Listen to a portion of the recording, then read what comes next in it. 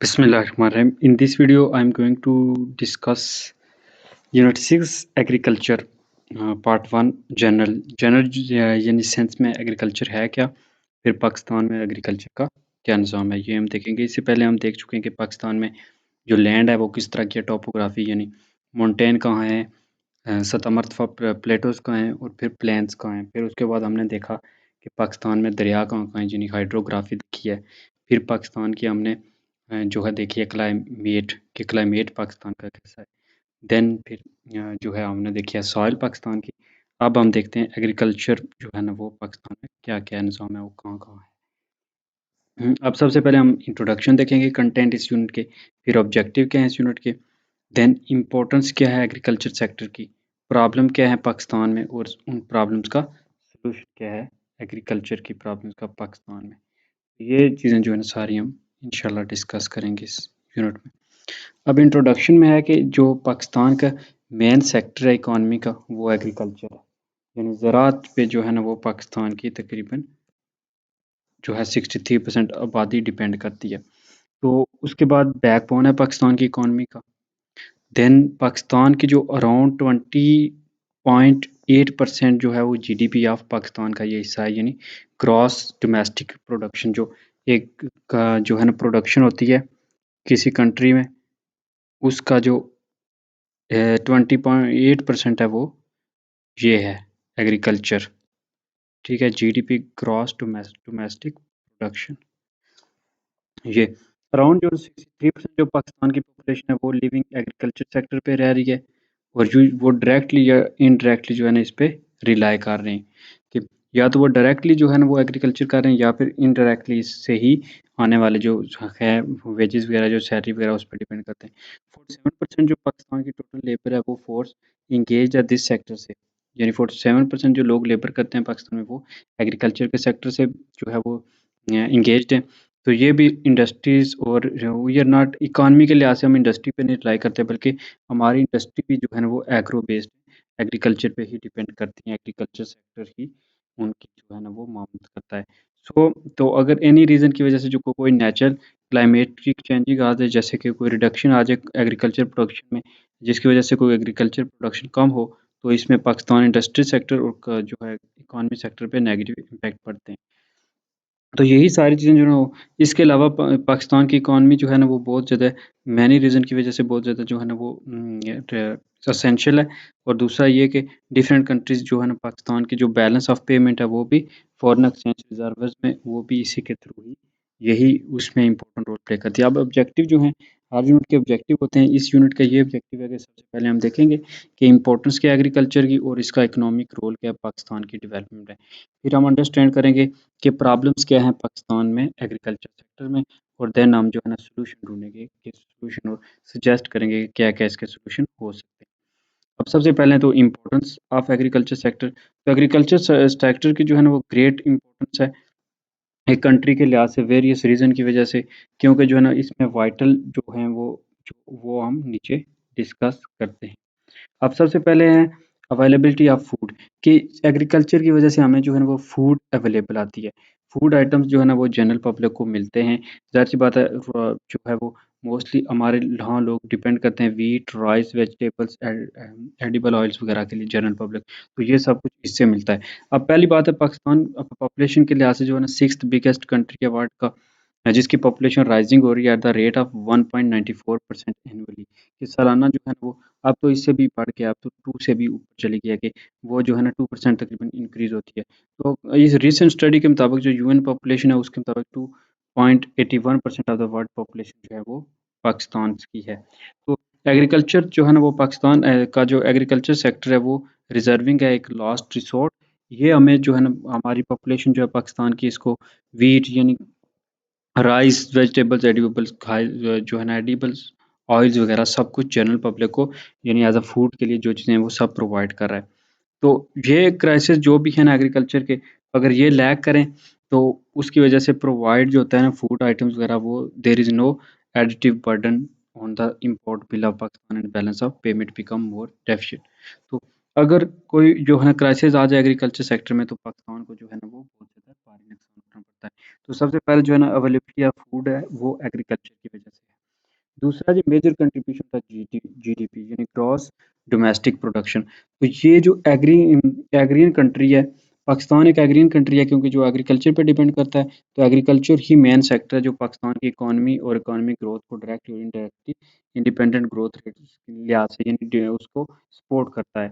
तो अगर agriculture recent statistics के मुताबिक देखा जाए पाकिस्तान ब्यूरो स्टैटिस्टिक्स से, ठीक है, अथेंटिक यानी जो रिसोर्स है, तो उसके मुताबिक जो है ना कंट्रीब्यूट करता है ऑलमोस्ट 24% ऑफ जीडीपी। जो ग्रॉस डोमेस्टिक प्रोडक्शन होती है पाकिस्तान में उसकी 24% जो है वो एग्रीकल्चर है।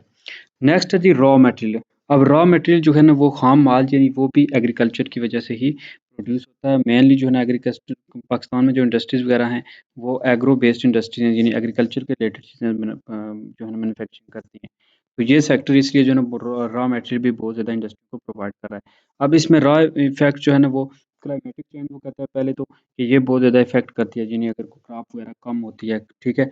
तो ये लेकिन अब जो रॉ मटेरियल कौन कौन से प्रोवाइड कर रहा है, जो कॉटन है, ठीक है, व्हीट है, then sugar cane production automatically जो है ना ये सारी चीज़ें कॉटन इंडस्ट्री, फ्लोर मिल्स और शुगर इंडस्ट्री को ये चीज़ें प्रोवाइड की जा रही हैं जैसे शुगर केन वगैरह, गन्ना वगैरह, चीनी वाली इंडस्ट्री को। तो ये सारी चीज़ें जो है ना खाम माल भी एज अ जो है वो प्रोवाइड की जा रही हैं। Helps in industrial development. अब ये इंडस्ट्रियल डेवलपमेंट में बहुत ज़्यादा जो है ना वो हेल्प करता है।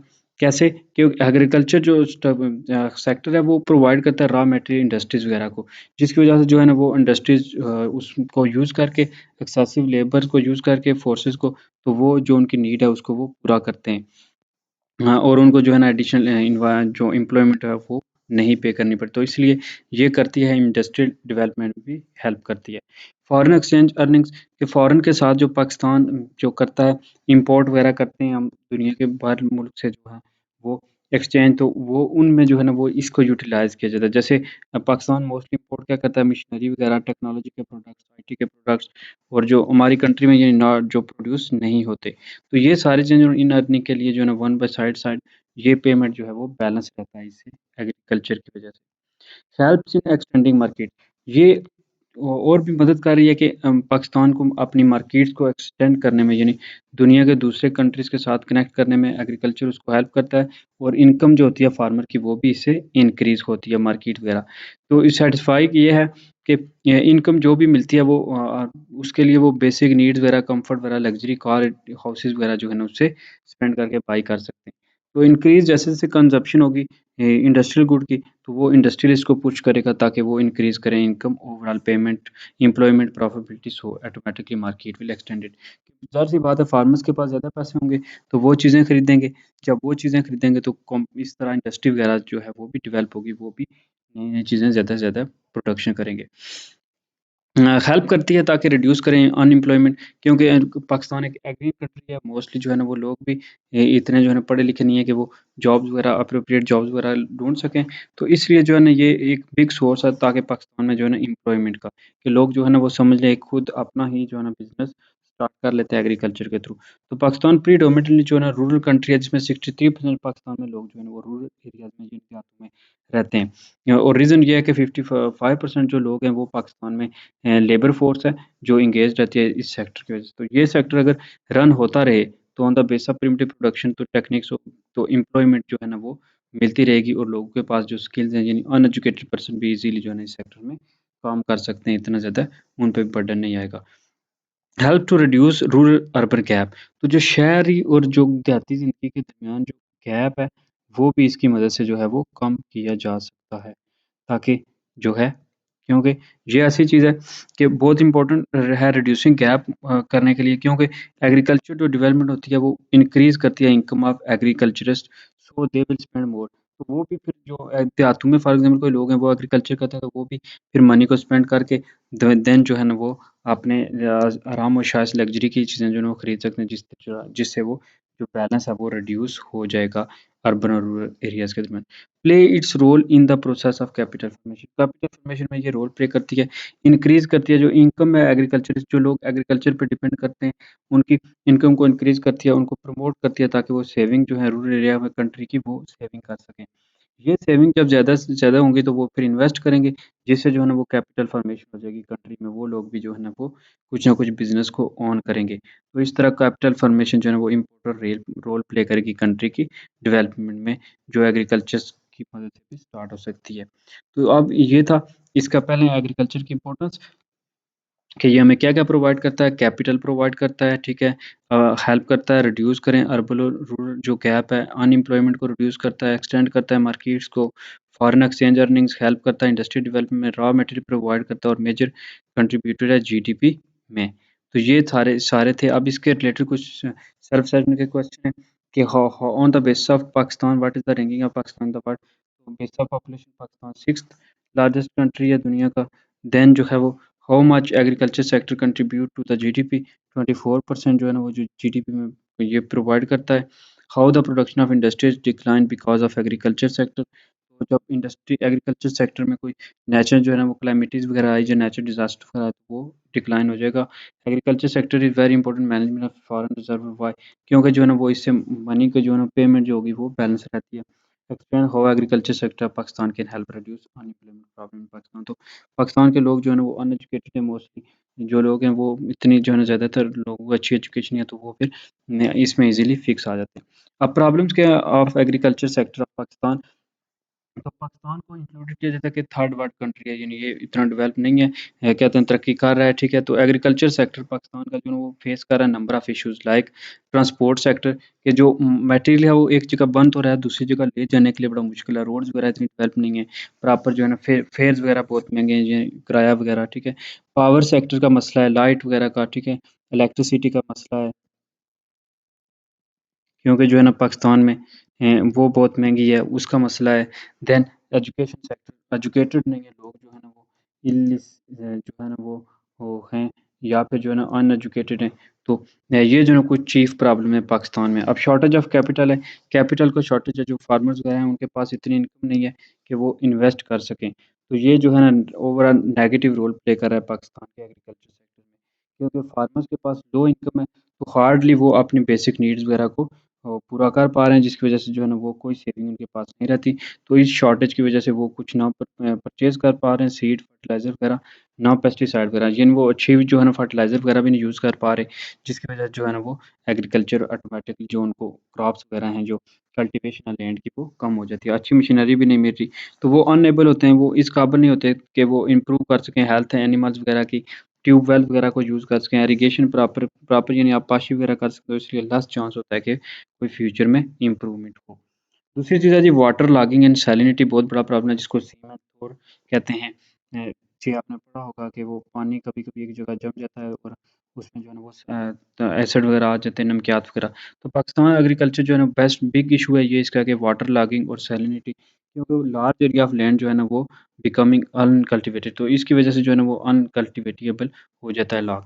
अब क्या होता है कि जब अंडरग्राउंड टेबल वाटर जो है ना वो नियर द सरफेस अपीयर पानी के ऊपर आ जाता है, वो लंबे अरसे तक जमा रहता है, तो इससे इंक्रीज़ हो जाता है वहाँ साल्ट प्रेज़ेंट वो एक जगह पे। तो साल्ट प्रेज़ेंट की वज़ह से वहाँ पे जो है ना वो वाटर लॉगिंग और सैलिनिटी आ जाती है। तो अब 15 लाख एरियाज़ जहाँ जो कल्टीवेटेड लैंड है वो डिस्ट्रॉय कर देता है, 1 lakh acre of land is decreasing its productive capacity every way due to water logging and salinity. तो ये वाटर लॉगिंग और सैलिनिटी में जब पाकिस्तान में काफ़ी ज़्यादा जो है ना एरिया वो डैमेज हो रहा है, काफ़ी एरिया जो है वो अनकल्टिवेबल में चेंज हो रहा है। Economic land distribution, uneconomic land distribution में देखें तो due to inherited system of land distribution Pakistan में क्या है कि इनहेरिटेड सिस्टम है कि जिसको जितनी मिली है तो वो आगे स्मॉल पीसेस में डिवाइड उसी चिल्ड्रन एक ही फैमिली के चिल्ड्रन को मिलती है। तो इस तरह वेरी अनइकोनॉमिक जो है ना वो कल्टी यूज़ है of the cultivation for any other agriculture activity. तो ऑन द अदर साइड अगर देखा जाए तो वेरी स्मॉल जो हैं वो स्कैटर्ड हैं डिफरेंट प्लेसेस में, तो फार्मर जो हैं वो उनके लिए बहुत डिफ़िकल्ट है कि मॉडर्न टेक्निक की वो मदद से प्रोडक्शन की जा सके। स्टैटिस्टिक के मुताबिक ये है कि 35% जो फार्मर हैं वो होल्ड करते हैं सिर्फ 12 टू 25% एकड़ ऑफ लैंड, और 15% लैंड लॉर्ड जो हैं उनके पास 50 टू 150 एकड़ है लैंड का। यानी जो लैंड लॉर्ड है उन्हीं के पास ही ज़्यादा हैं, जो बाकी लोग हैं वो अनइकोनॉमिक डिस्ट्रीब्यूशन है। अंडर यूटिलाइजेशन ऑफ लैंड, अगर टोटल एरिया जो पाकिस्तान का है वो कंप्राइज करता है 80% जो है वो 80 मिलियन एकड़ जो है वो हेक्टर है, out of which 21.17 hectare is cultivable which is just 20। तो 80 मिलियन में से सिर्फ जो है ना वो 21 परसेंट 21 एकड़ ही जो है ना वो कल्टीवेबल प्लेस है, यानी 26% जो टोटल लैंड का है वो सिर्फ उस पे कल्टीवेशन होती है। तो ये जो है ना बहुत ज़्यादा ह्यूज जो है वेस्टेज है लैंड का, कल्टीवेबल लैंड का, जो जिसकी वजह से जो है ना वो रीज़न है कि lack of water, lack of supply वगैरह की वजह से ये लैंड प्रॉपर जो है वो यूज़ नहीं हो रही। नेक्स्ट है, तो ये सारे एफर्ट बनाए जा रहे हैं ताकि जो है ना इस लैंड को भी यूटिलाइज किया जाए और प्रॉपर एग्रीकल्चर को बनाया जाए।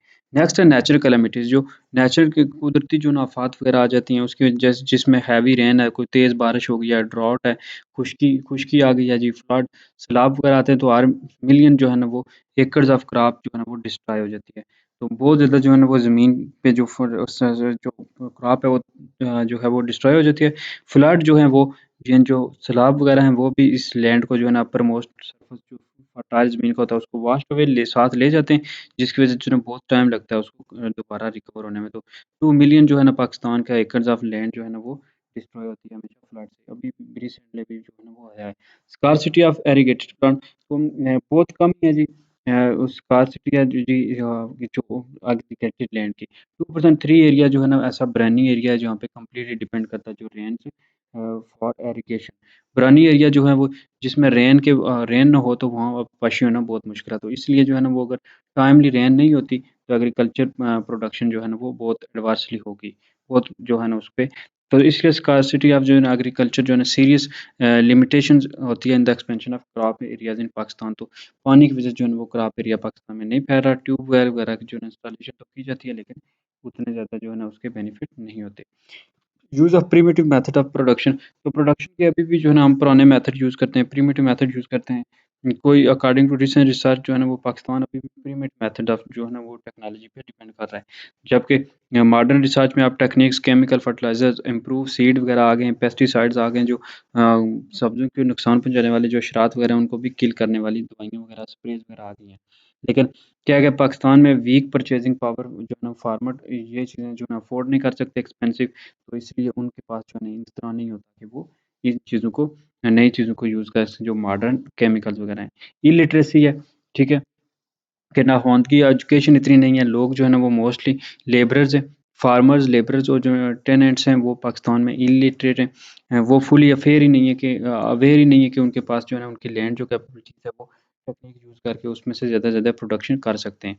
तो इसलिए जो है ना वो मोस्टली फेट पे रिलाई करते हैं और इंक्रीज़ प्रोडक्शन उनके लिए एक डिफ़िकल्ट मेथड है, इसलिए वो लोग जानते ही नहीं हैं। दूसरा ये कि उनकी वीक हेल्थ हो जाती है क्योंकि वो अनहाइजीनिक जो है ना वो लिविंग कंडीशन में रहते हैं, वो प्रॉपर अपना ख़्याल नहीं रखते क्योंकि इलिटरेट हैं। Non availability of agriculture credit की जो है ना वो अवेलेबल नहीं है। लार्ज नंबर ऑफ फार्मर जो विलेज में है वो स्मॉल यूनिट करते हैं, ओन करते हैं जी कल्टीवेबल प्लेस का।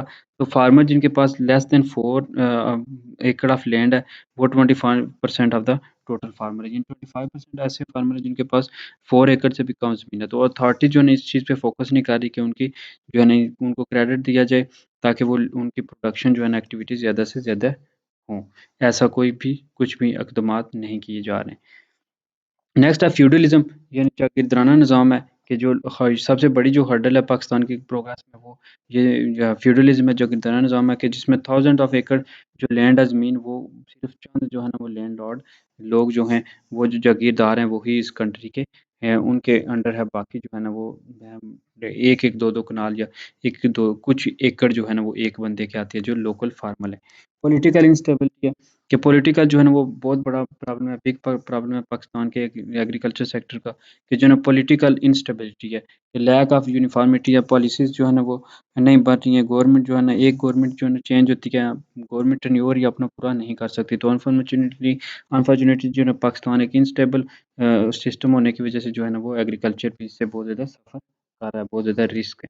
Lack of agro based industries near rural areas, अब जो देहाती एरियाज हैं वहाँ करीब तरीन जो है ना वो ये जो एग्रो बेस्ड जो है ना वो कंपनीज नहीं है, रूरल नहीं है, इंडस्ट्रीज नहीं है, क्योंकि उनसे ये बिग प्रॉब्लम है। जो अब जो देहात के लोग हैं, जो फार्मर्स हैं, उनके लिए बहुत मुश्किल होता है कि वो जो है ना उनके टाइम निकालें, ठीक है, और जाके जो है ना वो क्रॉप्स वगैरह के लिए फर्टिलाइज़र वगैरह जो है ना वो लाएँ, फेच करें।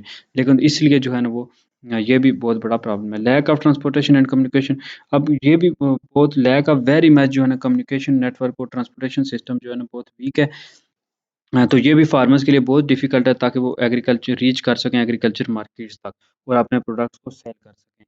तो इसलिए उनके लिए जो है ना वो ये होता है, वो फिर मोस्टली करीब वाले जो के लिए जो है ना उनके जो मार्केट होती है उसमें सप्लाई करते हैं, मोस्टली कम इनकम उन्हें इससे हासिल होती है, गेट करते हैं, ऑब्टेन करते हैं।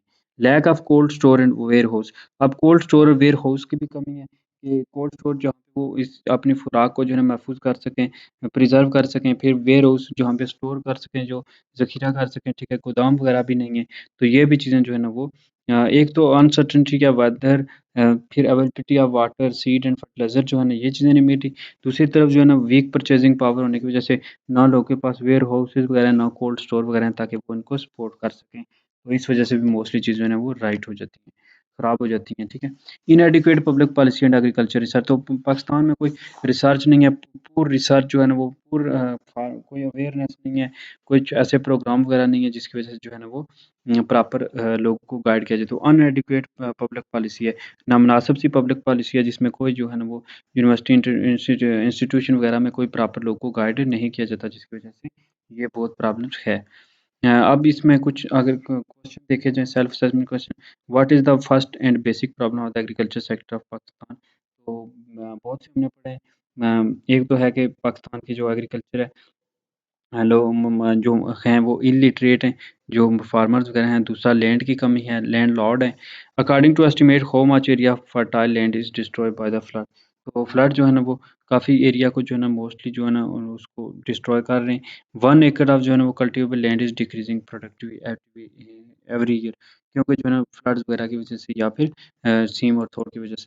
तो while lack of transportation consider big hurdle है, क्योंकि लोग कम्युनिकेट नहीं कर पा रहे, मार्केट तक उनको जाने को प्रॉब्लम हो रही है।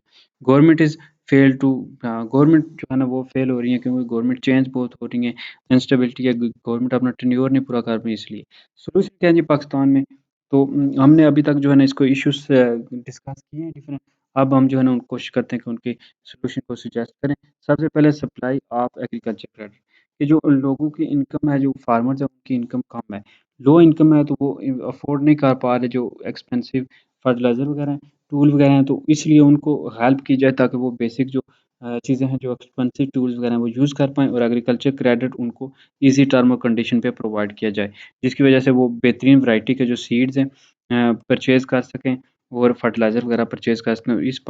इसमें ताकि वो जो है ना मज़ीद ज़्यादा से ज़्यादा एग्रीकल्चर को प्रमोट कर सकें। तो इस पर्पज़ के लिए गवर्नमेंट जो ज़रदारी थी, उन्हें ज़राई तरक्याती बैंक जो है ना लिमिटेड उसको एस्टेब्लिश किया था, ताकि जो है ना लोगों को 1961 में, ताकि जो है ना इसके पर्पज़ जो हैं वो हल किए जाएँ। ये नेक्स्ट है जी measure to control water logging and salinity. तो ऐसे ही होना चाहिए कि वाटर लॉगिंग और सैलिनिटी को कंट्रोल किया जाए, ताकि क्योंकि वाटर टेबल जब ऊपर आता है तो वहाँ पे एसिड वगैरह जो है मिनरल्स वगैरह ज़्यादा जमा हो जाते हैं, जो मसला बनता है। तो इसलिए पाकिस्तान में ऐसा करना चाहिए, वापटा वगैरह को ऐसा इस्तेमाल करना चाहिए, अवेयर करना चाहिए लोगों को, ताकि ऐसे काम किए जाएँ, इसको कंट्रोल किया जाए। Salinity control and reclamation project जो है वो स्टार्ट किए गए हैं, ताकि लैंड को दोबारा बहाल किया जाए। फ्लड कंट्रोल मैनेज किया जाए, या ठीक है, या उसके जो असरात हैं उनको मिटिगेट किया जाए। मोस्टली पाकिस्तान में जो है ना फ्लड जो है ना हैवी रेन्स वगैरह की वजह से हो रहा है। अभी क्लाइमेट वगैरह चेंज हो रहा है तो बहुत ज़्यादा फ्लड्स वगैरह आते हैं। इसकी वजह से हैवी रेन की वजह से कंट्री में जो है ना वो बहुत ज़्यादा फ्लड होने की वजह से इंडियन ऑक्यूपाइड कश्मीर से पानी वगैरह को जब वो ओपन करते हैं, ठीक है, तो वो पानी दरियाओं का आता है, तो उसकी वजह से फ्लड आता है। तो वो फ्लड जो है ना वो स्मॉल डैम्स वगैरह में कंडक्ट करें, ताकि इसको कम किया जा सके, जो वो पानी आता है, फ्लड वगैरह आते हैं। लैंड मैनेजमेंट की जाए प्रॉपर, ये प्रॉपर जो है ना वो शुड बी यूज़ की जाए कंट्री टू एनहांस एग्रीकल्चर को एनहांस करने के लिए जो लैंड लॉर्ड है उसको ज़मीन को लोगों में डिवाइड करनी चाहिए। और जो हैं फार्मर वगैरह उनको उनको ज़्यादा से ज़्यादा ज़मीन दें, ताकि वो प्रमोट हो, उनको लार्जर पीस मिले ज़मीन के, तो ज़्यादा से ज़्यादा जो है ना वो एग्रीकल्चर हो। बेटर एग्रीगेशन फैसिलिटीज़ होनी चाहिए। आबपाशी का बेहतरीन निज़ाम होना चाहिए, कैनाल्स और ट्यूबवेल्स वगैरह बनाएँ, नहरें बनाएँ, यानी सिस्टम हो। फिर जो है ना इस तरह गवर्नमेंट ऑफ पाकिस्तान फोकसिंग कर रही है रिहैबिलिटेशन ऑफ कैनाल्स, और जो है ना वो रजब्स यानी नालाज़ बना रही है, ताकि लोगों को पानी मुयस्सर किया जाए। ये होना चाहिए provision of improved seed. Seeds की जो है ना इम्प्रूव्ड सीड जो है ना वो वैरायटी जो जीएमओज हैं यानी जेनेटिकली मॉडिफाइड जो सीड्स हैं ताकि ज़्यादा से ज़्यादा जो है ना वो प्रोडक्टिविटी हो। एक सीड से जो है ना वो ज़्यादा से ज़्यादा प्लांट वगैरह जो है ना आएँ। तो इस तरह जो है ना वो स्टडी से दिखाया गया है कि सीड्स को यूज़ किया जाए जो इम्प्रूव्ड सीड है उनको। यूज़ ऑफ फर्टिलाइज़र किया जाए प्रॉपर के टाइम के साथ जो है ना ताकि ज़मीन की जो है ना फर्टिलिटी को इन्हांस करने के लिए इंक्रीज़ करने के लिए फर्टिलाइज़र को प्रॉपर यूज़ किया जाए सोडियम, पोटेशियम जो है और फास्फोरस वाले जो एनपीके वाले फस जो फर्टिलाइज़र वो यूज़ कीजिए। प्राइस सपोर्ट पॉलिसी लोगों को सपोर्ट किया जाए गवर्नमेंट की तरफ से जो है ना प्लान किया जाए जिनमें क्रॉप्स वगैरह कॉटन और उनकी शुगर केन पोटैटो वगैरह की कॉस्ट इंक्रीज़ हो उन ताकि उनकी लोगों की मदद भी हो और वो चीज़ें भी नेक्स्ट खरीद सकें। मैकेनाइज़ेशन इन एग्रीकल्चर सेक्टर में जो है ना वो मैकेनाइज़्ड निज़ाम आए, मेथड आए, कल्टीवेशन और हार्वेस्टिंग का ज़्यादा से ज़्यादा जो है ना प्रोडक्टिव हो, शॉर्ट टाइम में जो है ना वो ज़्यादा काम हो। ये सारी चीज़ें जो है ना वो होनी चाहिए। नेक्स्ट है जी एग्रीकल्चर रिसर्च सेंटर जो है ना वो इस्टेब्लिश होने चाहिए ताकि लोगों को हेल्प हो सके, लोगों को गाइड करें, अवेयर करें उनको। ज़्यादा से ज़्यादा जो है ना पाकिस्तान एग्रीकल्चर रिसर्च काउंसिल जो है ना वो इस पे काम करती है, वेजिटेबल्स, क्रॉप वगैरह की जो है ना वो बेहतरीन वैराइटीज़ वगैरह प्रोड्यूस करने की कोशिश कर रही है ताकि ज़्यादा से ज़्यादा जो है ना वो पाकिस्तान में फूड वगैरह हो। एग्रीकल्चर मार्केटिंग जो है ना वो नेसेसरी है ताकि जो है ना कंज्यूमर इंटरेस्ट हो ग्रोअर्स का और कंज्यूमर का।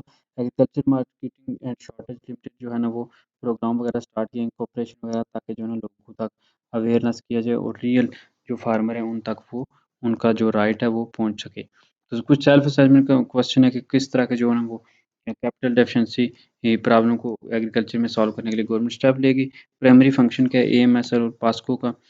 फिर जो है ना वो how mechanization help to increase the production of agriculture sector.